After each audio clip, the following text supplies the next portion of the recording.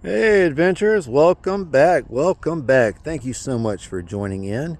What does Key Fob have going on today? Well, what I have going on today is I made a stop here. Let me show you where I'm at. Now, this is Grace Harbor Church. Uh, Now, they do Sunday service here. This is their facility right here, nestled in on 441, the bypass, just outside of McIntyre, Georgia. Now, you may ask yourself, Key Fob, what are you doing there?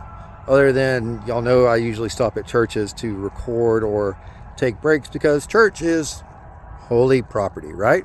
It's sanctuary. So I should feel safe and welcome here as long as I bring no ill intent, right? That's what's in my head. So it works for me. And unless McIntyre PD or the local sheriff's department shows up and tells me I need to be off the property, then I should be okay. In which case, I should be fine. Anyway, why is Key Fob here? Well, let me show you a few things. Just over my shoulder here is the former house of one of my relatives. Now, Maybell, I think her name was.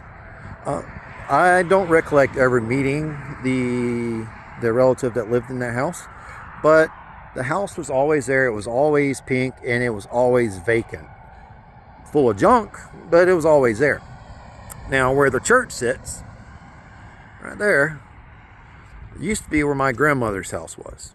My grandmother's house used to sit right where the church is, and further down the hill, down there just before you get to that wood line, is where my Aunt Bobby used to live. And up this hill, through the woods, I would go. But I would come down through the woods to get to Grandmama's house because we lived on the other side of that wood line. We had an old little house sitting up there, and that house actually used to belong, if I remember correctly, my mother's grandmother, or my mother's grandmother. It's a long time generation that my family owned this hill. Both sides. We owned from the bottom of the hill all the way up to where my Uncle Tracy used to live. My Uncle Barry, I think, used to live next to him. Some of those details I don't remember, guys. And of course, across the street where we lived, we had 5 relatives on this hill. My grandmother and grandfather had their own little farm here. They had pigs down in the bottom. They had crops that they grew on throughout the year as much as they could. We're in Georgia, so you can pretty much keep crops going year round. But they did that, and then he worked for the Central State Hospital in Milledgeville and also for the post office. Him and my Uncle Delmer. Uncle Delmer was the husband of Aunt Bobby, my grandfather's brother. Okay, so both of them worked for the post office. And with working for the post office and living the farm life, they did pretty good for themselves. But what helped us out the most was, you won't be able to, but right over there through the woods, there is a pond. The pond was there for the majority of my youth because due to Environmental Protection Act, I think that started in the late 70s, early 80s. Any of these mining companies that come into an area, when they dig up the area to mine, they have to return that area to a stable ecosystem. And the best way they can do that is to turn it into a pond. They've already dug a giant hole. Why spend the time filling it back up, right? Just turn it into a pond. And that's what they did. They turned the field that my family used to, we had a barn out there. I remember as a kid jumping in the hay bales as a kid and going out there and throwing stuff around in the dirt. climbing the hills. Oh, guys, girls, ladies, folks, gentlemen of all sorts of sizes. I had a blast as a kid out here. And I got into a lot of trouble, too. Sorry, Mom. But I know I was a Dennis the Menace growing up because I always had to be doing something. But anyway, I spent a lot of time over at that pond fishing. Anytime Grandpa would give me the opportunity and take me fishing, we'd go across the street and catch some fish. Granny too. Granny did it after Grandpa passed away. She made sure she took us fishing. And I try to do that with my kids. They didn't take to fishing quite as well as I did, but that's fine. That's, everybody's different. Kids are going to do different things than their parents did. That's fine. That's what they're supposed to do. But me and Brandy like going fishing, and I would really like the opportunity to take her and go myself, for that matter, deep sea fishing or sea fishing. Doesn't even have to be out in the deep sea fish. You know what I'm saying? I don't care. I just want to go fishing out on the ocean. That's a bucket list item for me, guys. I want to go fishing in the bay or fishing offshore or deep sea fishing, something like that. I've gone diving. I love snorkeling. I have motorcycle, so no midlife crisis.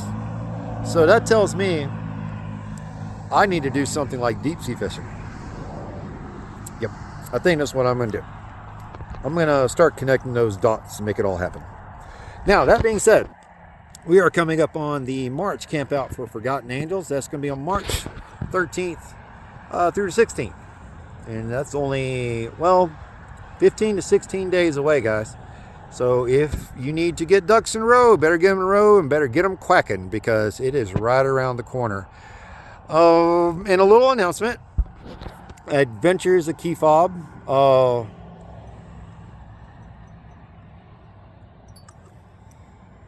Never mind. We'll hold that. But hey, why we're going down to Florida is because of Forgotten Angels. And what Forgotten Angels do, David and Cindy down at Forgotten Angels, they take the young men and women who have aged up through the foster care system, and I see a mosquito on my head. They take the young men and women who have aged up through the foster care system, and that's that red car I saw earlier.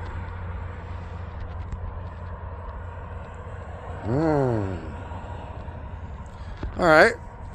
Suspicions begin to mount. Yes.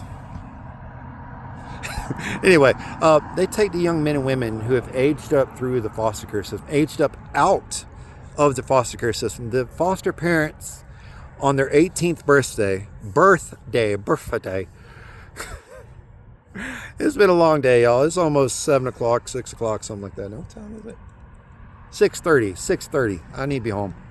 But I'm still over here in McIntyre. They take these young men and women who have aged up out of the foster care system and they bring them in and provide them with the deficits that the state mandated parents and their biological parents. Fast boy. What's up, buddy? Fuck you too. He didn't wave. Key Fob doesn't do good with bikers that don't wave, especially when you can't say you didn't see me because a big ass white bike over here in the dark kind of stick out, guys. But David and Cindy, they give these young men and women the tools that they were denied growing up, and they provide them with the knowledge of what we consider common sense. They give them these tools: how to tie your shoes, how to write your name, how to sign your name to a bank account. Another mosquito. Ow! Why do you do it like that? I don't know. How to start a bank account, how to get a job so you have money going into that bank account, and then how to get a car so you can get to that job, how you can get insurance on a car to go to work. You get what I'm saying here, guys. Everything that I know my parents, and not just my parents, the community that raised me. I wasn't an easy person to raise, but the community that raised me gave me more tools than I knew what to do with to be successful. The reason I haven't been successful the earlier years of my life, there's Bernie. I'm going to let y'all go. I'll catch up.